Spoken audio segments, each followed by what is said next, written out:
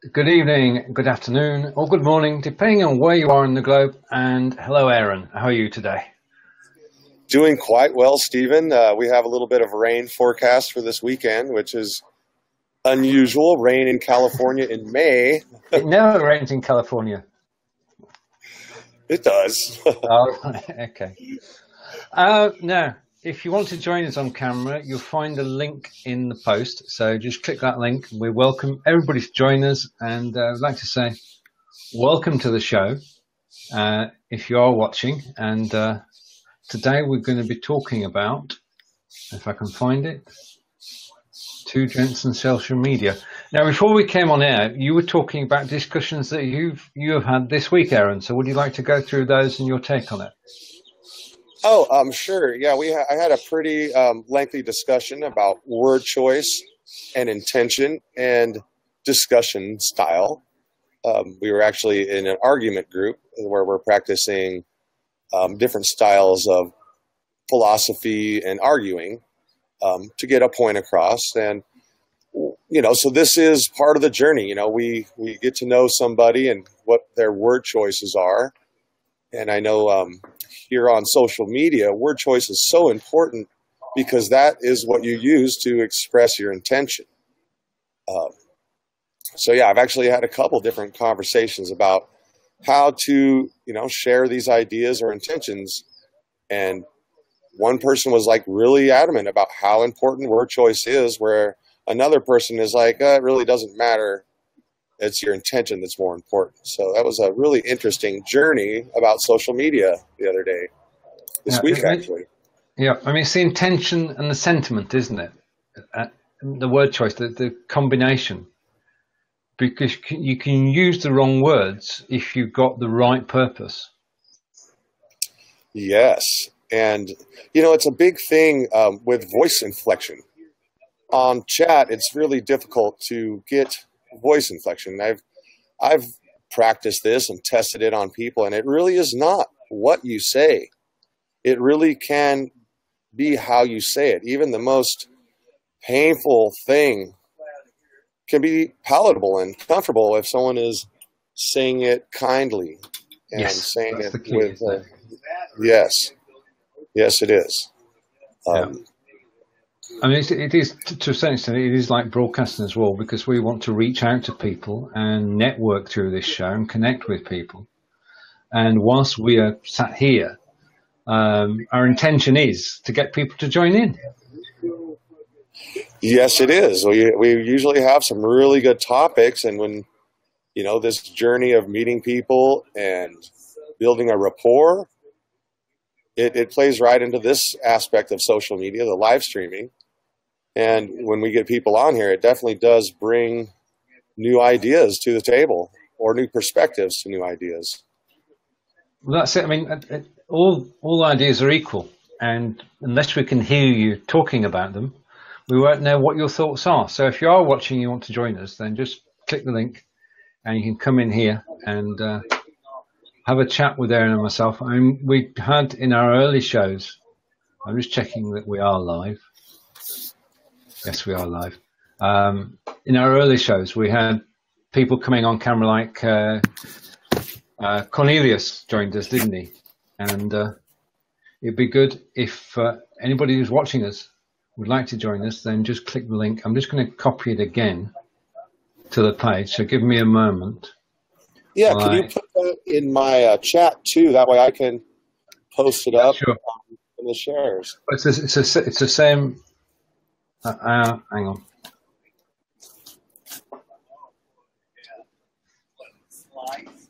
I made a mistake. Just a minute. Right. Okay. Right, and well, I'd like to say our request for people to join has been answered. Hello, Alfredo. Good to see you again. Hello, Stephen. And I haven't met your new co-host. Oh, right. In that case, I will do this, and I'll say Alfredo meet Aaron. Aaron meet Alfredo. You're both in the States, and it's great for you to actually get together. So if you want to say what you do, Alfredo, and then take it from there. Sure. My name's Alfredo Tigolo, Aaron, and I'm actually a software developer at a company called Admin Resources. And what I do there is create reports for clients, their sales, inventory, and customer records. Wow, that sounds like a lot of fun. Extrapolating data in a presentable format, a spreadsheet, or I would imagine some type of summary reports. Very nice. I also see you got your kid with you. That's probably your most important job anyway, huh? Yes, it is. This is actually my second child. Her name is Gabriella. She's a 1-year-old. Awesome. That's so nice to experience. One thing that society is, I see it driving so many families apart for trying to make ends meet. Everyone's got to work these 40-hour weeks, and it's really refreshing, to see to meet somebody like you. Your name is Cirillo, right? Alfredo Tigolo. Alfredo Tigolo. All right, yeah, Alfredo. It's it's really refreshing, to see that. I know that when I was raising my son, it was just such a blessing to be able to have time to spend, just hanging out. It is, and a video gives us a chance to actually get together virtually any time of the day. Yeah, I mean, we're across time zones today because you're on the East Coast, Alfredo. I'm on the West Coast. Well, you're both on the West Coast then. Yeah. So, is it going to rain there as well?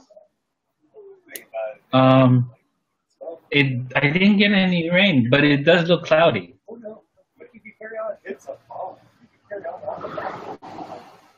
Yeah, the forecast says it's going to blow in sometime tonight. And to expect 80% chance of rain here. I think showers down in LA. It's one of those El Nino things. All right, okay. Yeah, we suffer from that too, and we're at the mercies of that, aren't we? Really, and it's totally left wheel here and do something totally different. What are your thoughts on climate change? I'm just interested in this because the bulk of the evidence suggests that there is, but not everybody says there is. As far as climate change, I think it should fall under the responsibility of the government to implement laws to kind of help reduce emissions. So the technology actually also plays a role in climate change, where new companies are coming up with alternative resources of energy instead of just using fossil fuels. So if governments were to kind of lead the way in that would help in our climate change issue. You have a very good point there. And then also, I know that a lot of people talk about cloud seeding and or chemtrails as a conspiracy. And yet I know people that directly work for organizations that participate in cloud seeding.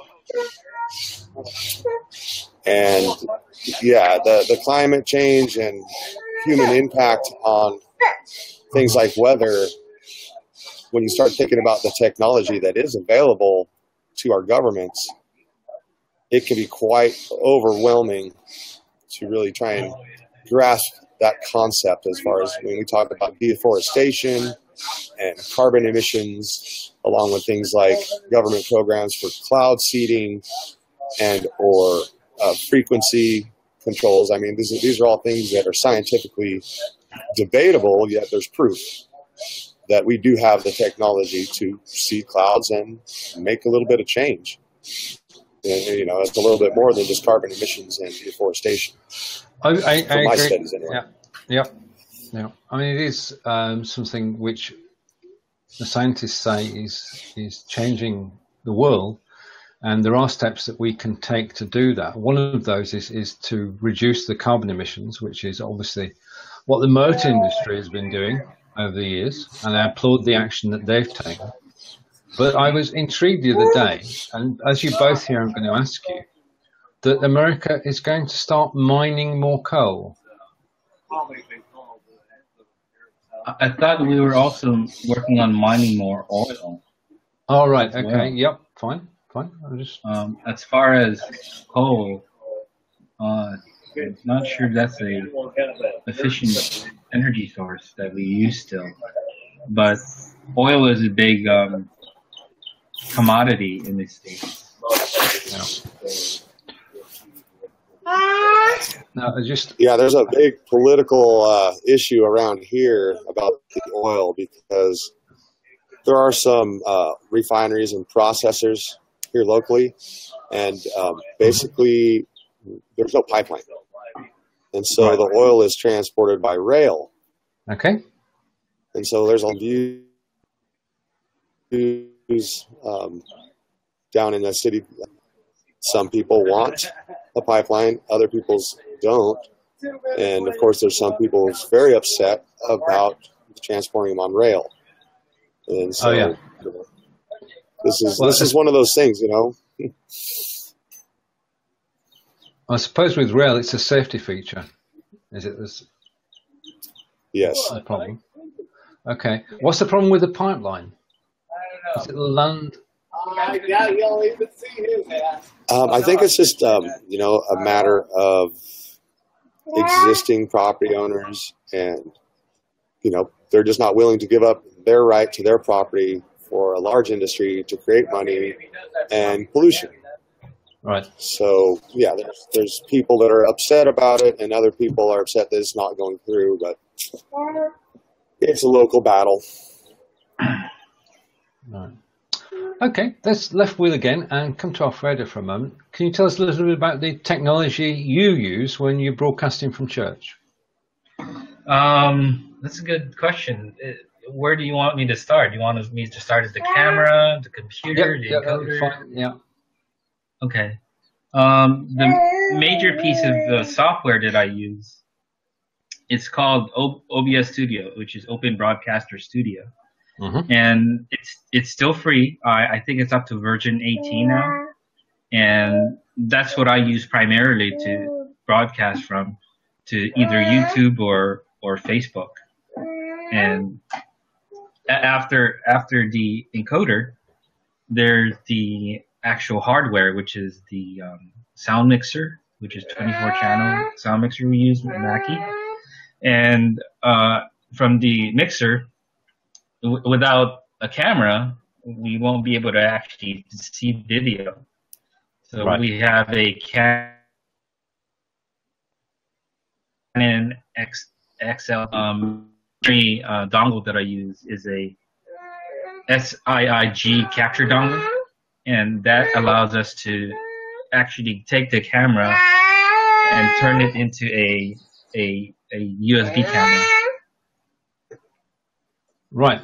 Okay. So it's a setup in advance of the ones that Aaron and I are using. I'm just using my PC C920 camera, and I'm very grateful for Belive. But of course, you're filming not just you're filming the service, the congregation, and everyone involved. I was at the point I was streaming 2 hours worth of content. Yeah. And then I realized it was a little too long then, and then I just decided to cut back an hour so that we focus more on 2 performances from the choir and the sermon. So instead of it being 2 hours long, it got cut down to like 1 hour of content. Right. Okay. And is the audience for the service local or global? What have you found? The audience I get, it's still local. Mm-hmm. There are a few global audience that we do run into, but it's very difficult to know who's watching unless they actually reach out and say, "Hey, we enjoyed your service." And one person actually that reached out to me is in Kenya, and he saw our services online on a replay and reached out to us asking for assistance. So Oh, brilliant.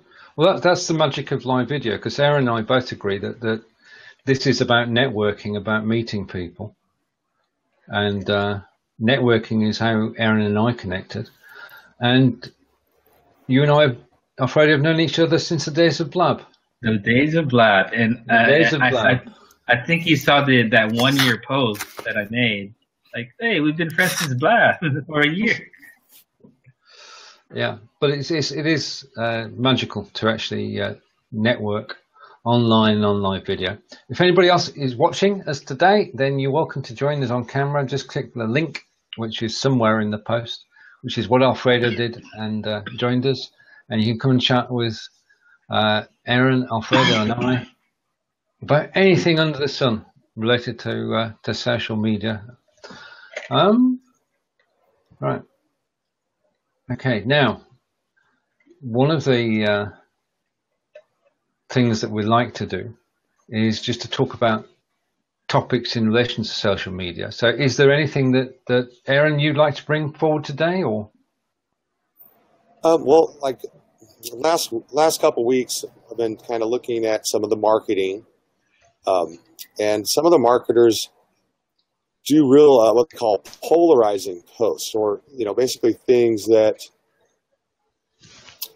create people's, just drives them. It makes an emotional statement, and people pick sides, and that's kind of some of the things we've been talking about. Social media is not only just expressing your side of the story, but kind of listening to the other side and kind of getting an idea of why someone sees it from their perspective. Maybe not always understanding what they're trying to explain, but at least accepting and appreciating that they're coming from a different viewpoint than yourself.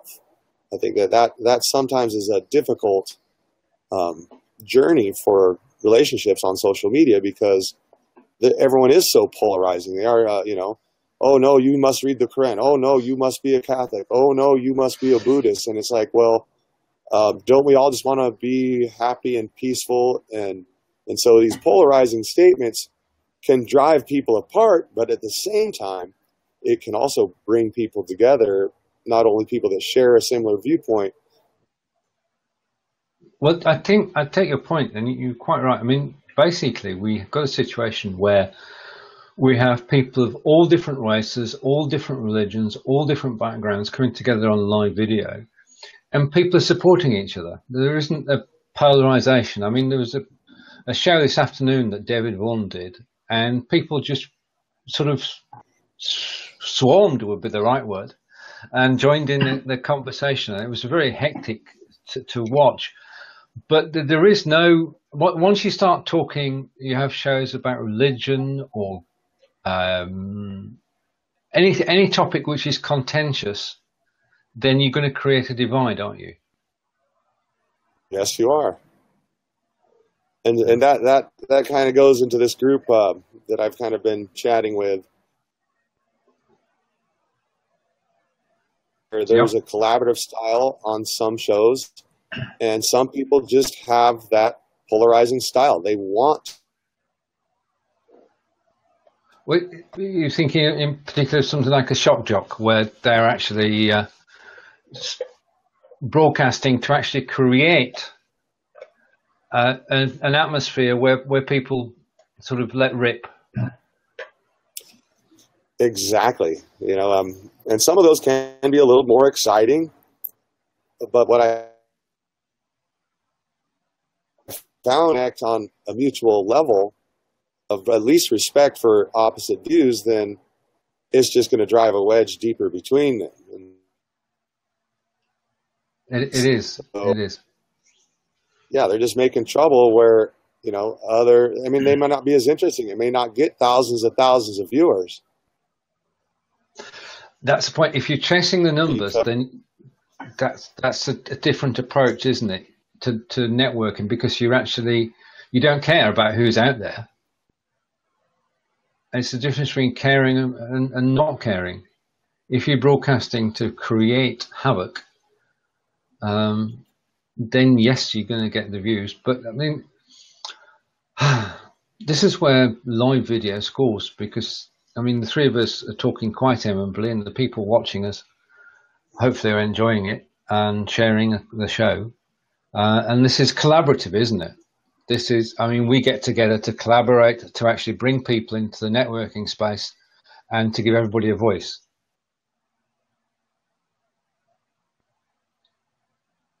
Now, I remember reading. Yes, it definitely is. Go ahead, Aaron. Sorry. Oh, I just like to reference business because sometimes you have collaborative projects where other times you're trying to pull, support from the team, and someone else wants support for a different project. So you have to basically argue in a polite way to get your point across that this project's more important as far as in business versus someone else's. So there are pros and cons to both, and points for each style of discussion. Right. Alfredo. Yes. You were going to say something. I read a post about how to build an audience around social media, and one of the key points was to give them a voice. And yes, yeah. And what you've done here with the two Gents live video is I get to meet Aaron without having to actually connect with them in real person, but allows me to connect with them in video. So a platform like Belive and what you're doing is very noble, and trying to just get people to just meet each other. Okay. Actually, the mission that we're on is to connect, to get people talking. And we have connected with somebody. Hello, Mr. Vaughn. Hello, David. Good to see you. Enjoyed your show earlier. It was very lively with everybody joining in. And that's one show I didn't want to join in on because I was actually doing a course at the time. But I enjoyed it. I enjoyed listening. And the point about the show that David did, it was spontaneous. It was after the Jonathan show. And people just piled in there. And right, now, I have a choice to make now. I can volunteer to drop out. Right, okay. Brilliant, Alfredo. If you want to stay in the green room, please do. And sure. I'm going to bring a friend up and say hello to 3, 2, 1. And we say good afternoon, good evening, Peter Stewart. It's showtime! Did somebody mention controversial earlier? I do not see Peter. You don't see Oh, right. Okay. Let me ask. We may have a gremlin. Alfredo, can you see Peter?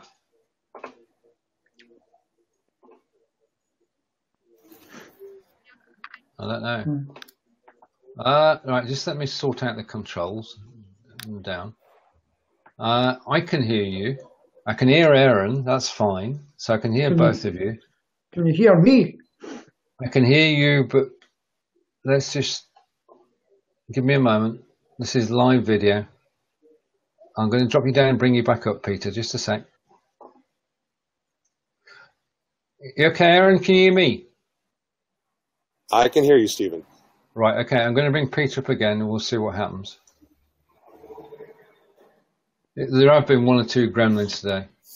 Hello, Peter. It's showtime! Am I on? I can hear you.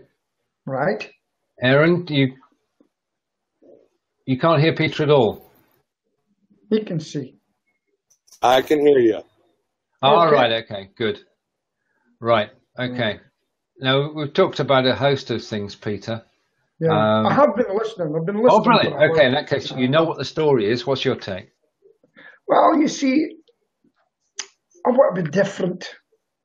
I'm thinking of having a show, probably local, because you talk about people giving their voice.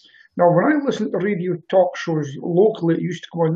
They even had to ban some people locally in the radio shows because they would come on and they would get upset about something that was happening locally.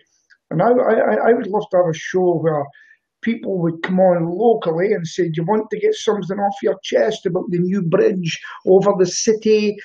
Stuff like that, because we do get that. We've had the longest standing councillor in Aberdeen knocked off his perch yesterday, and I would love to bring him on and see Right. what, because the people have just loved seeing him getting toppled. And so I'd like to do something controversial, but involving the people, you know. But one of the problems about me having a show is I would show my right-wing biased if I was one. No, you wouldn't, Peter. No. Well, you're professional enough to actually hold that back unless somebody says something totally stupid. Yeah. And but that's the sort of show that I haven't seen that yet. And so imagine if we were running a show just now, and I was the host. Now, what annoys me when people are on TV speaking over each other, I would just say, "Right, Stephen, it's your turn. Give your say, and then Aaron, I'm putting you in the lobby, and when we're ready to take you back to say what you've got to say against Stephen or what he said, then it would bring you back in. So there'd be no shouting over one another, if you get my meaning." Okay, and we've got Aaron back. That's good.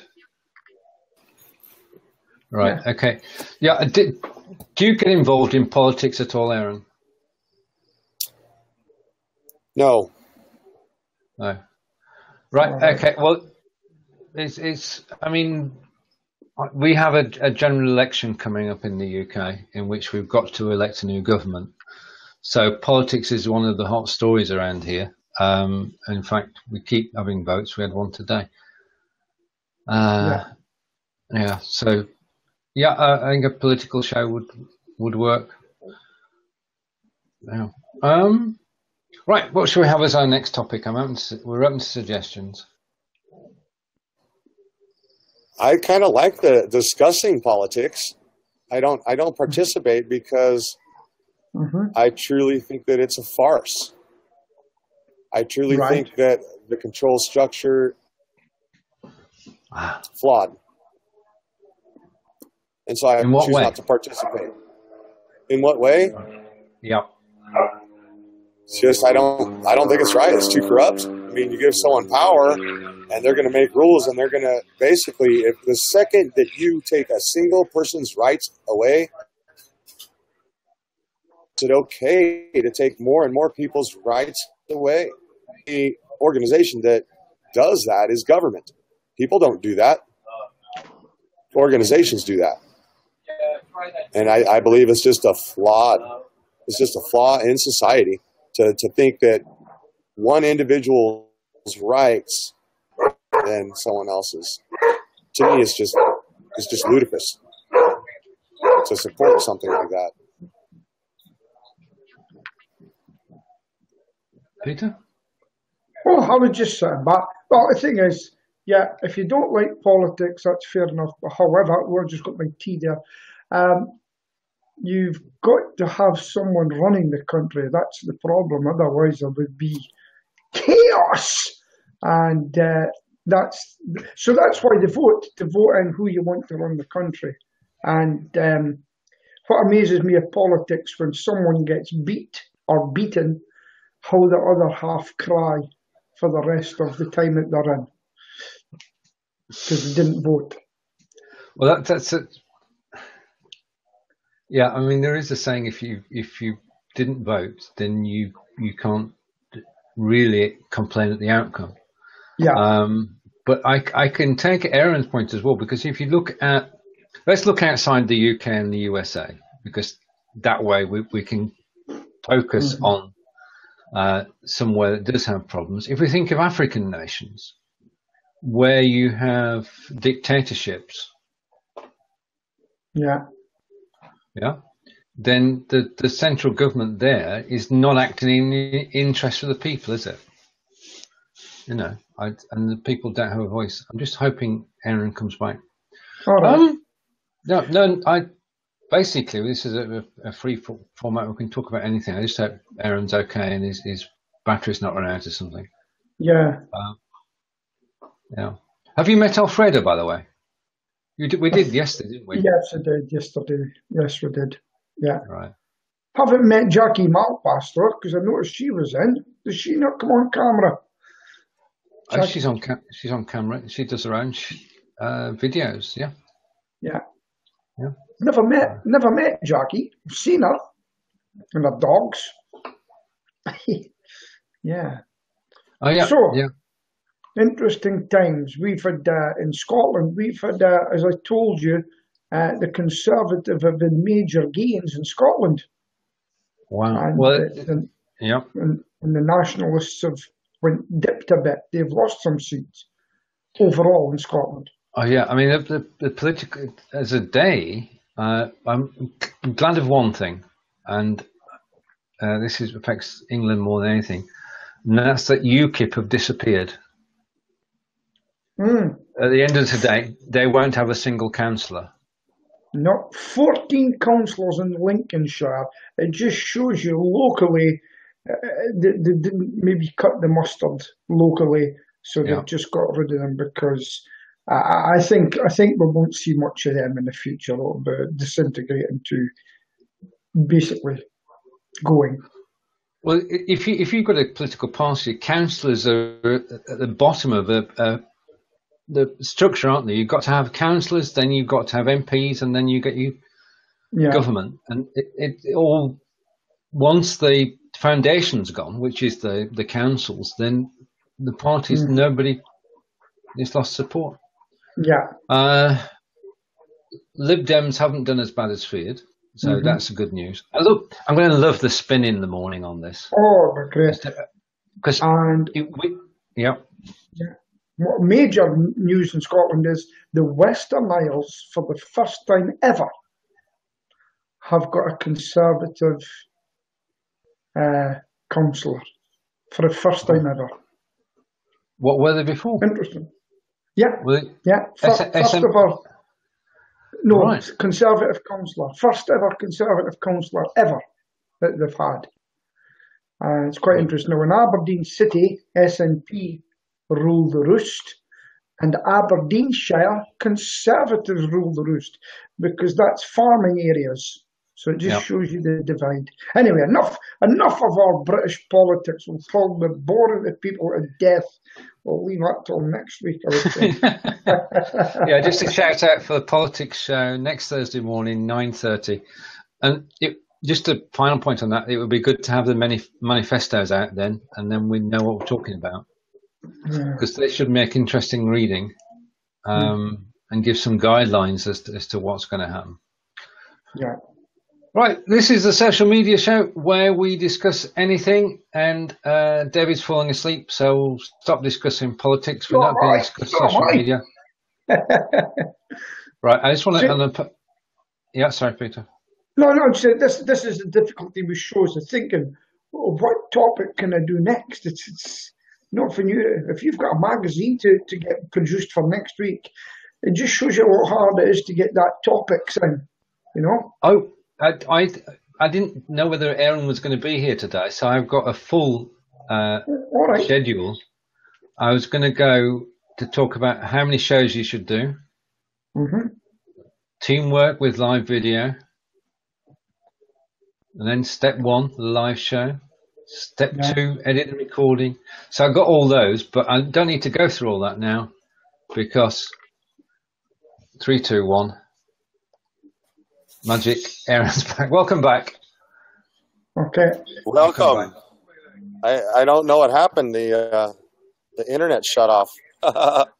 We all have problems with that. It's usually me who gets the blame. No, it's not you. No, I think the signal's been good today and the voice has been good. So we're getting closer. And I've been thinking over the week, and I'm in a fortunate position because I never do a show just on my own. I'm with yourself, Aaron, or with Peter, or with David, or with Leland, and that's the brilliant thing about it is that you're actually meeting and keeping in contact with a lot of people. We said this on the show yesterday afterwards when we finished the show. We said, well, it's a great way to actually keep in touch with people. Oh, absolutely. It's one of the best ways. And hopefully we've woken David up now, if he's still watching. So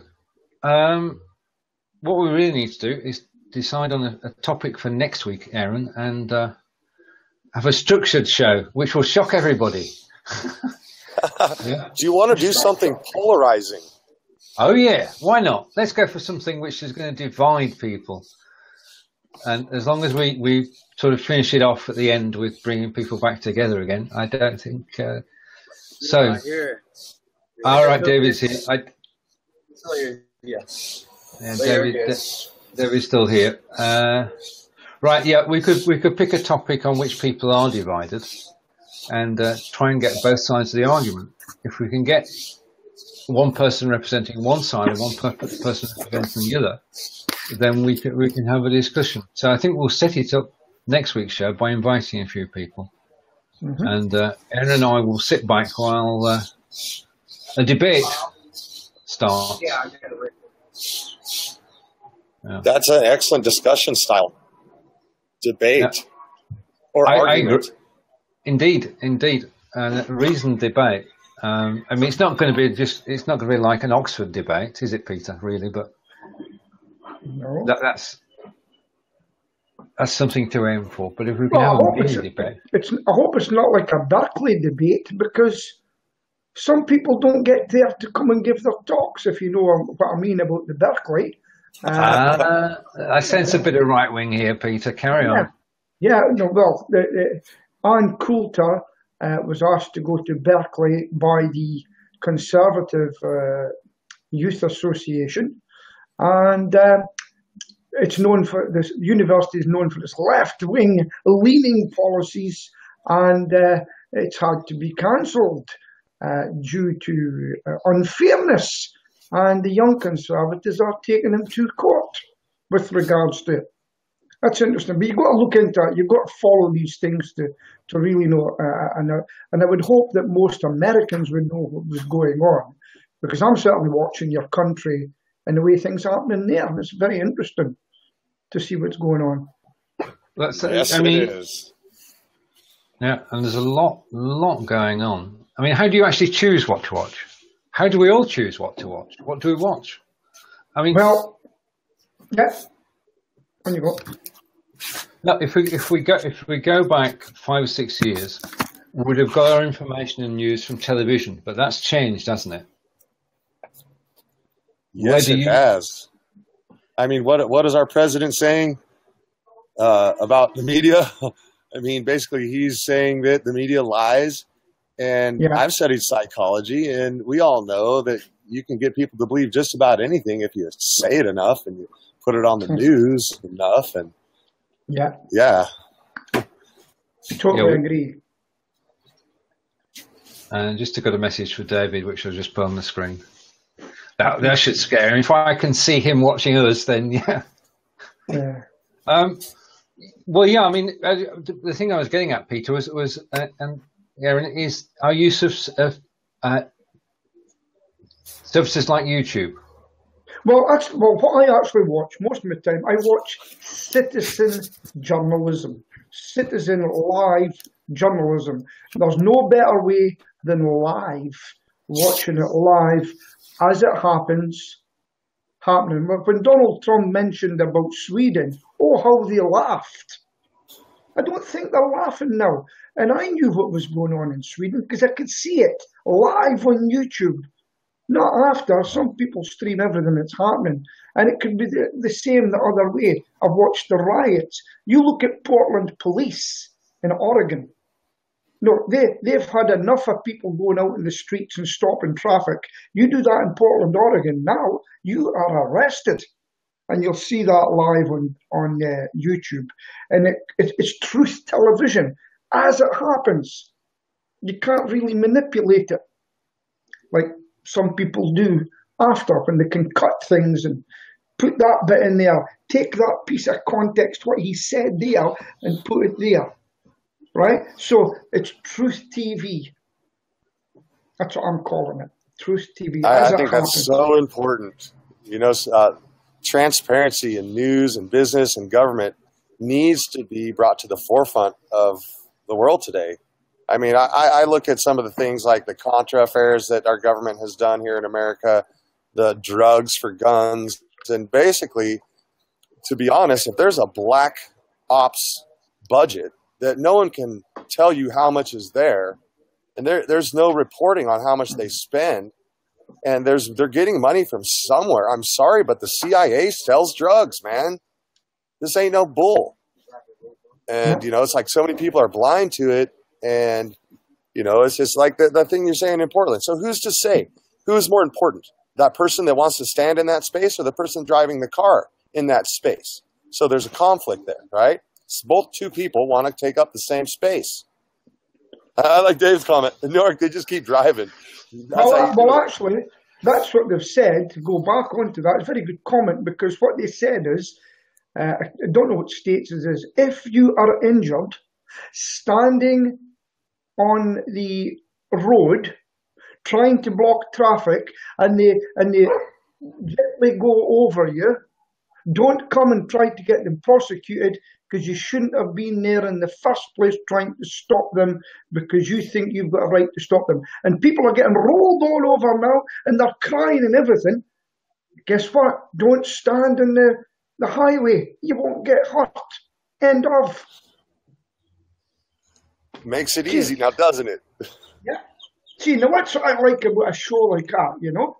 And it gets hurt. But that's the truth. And there's me sitting in Aberdeen, Scotland, watching what's going on in the United States, which I thought was the land of freedom and opportunity and the land of free speech. I just wonder if there is free speech anymore, you know?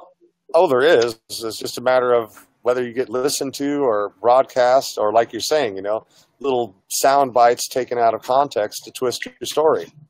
Because this is what happens. Yeah, because that's why Donald Trump has said, hey, listen, if you're not going to tell the truth in what I say, guess what, media? I won't be giving you the story. I'm going to go live onto Facebook. I'm going to do it live, and you won't be able to manipulate my words. Bam. End of. And then they'll be crying and say, I'm going live. I don't need you. I'll get my own message out. Thank you very much. And that's what's happening. I mean, the social network is huge. Go ahead, Stephen. We are living in an increasingly right-wing world.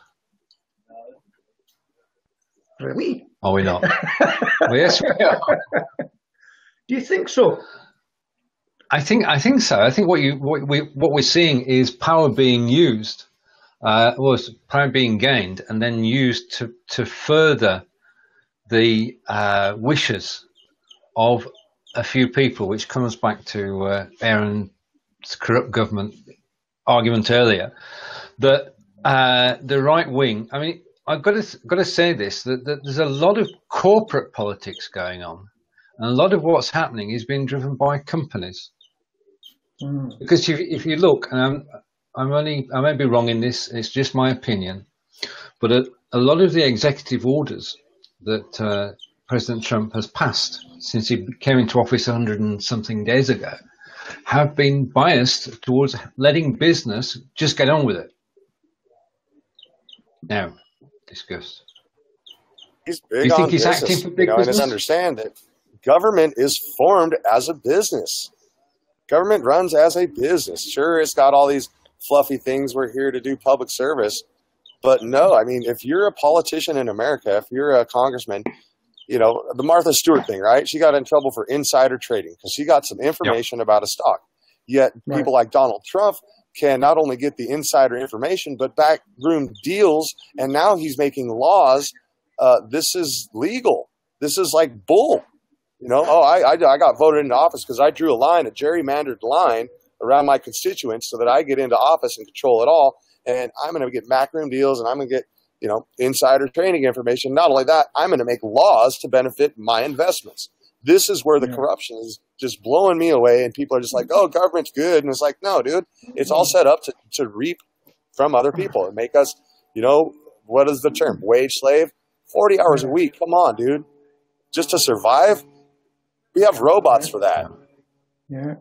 Well, that's another topic entirely, because predictions on the number of workers who are replaced by robots in the coming years.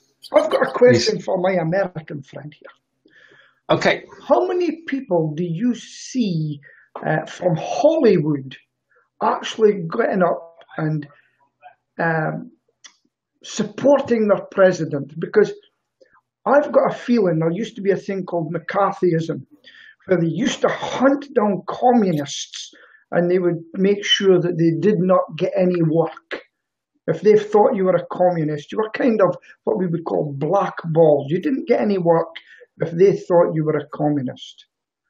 It's went the other way now, because if you speak up for your president, President Trump, the chances are you might not get the same offers in Hollywood from the producers, because they've went the other way.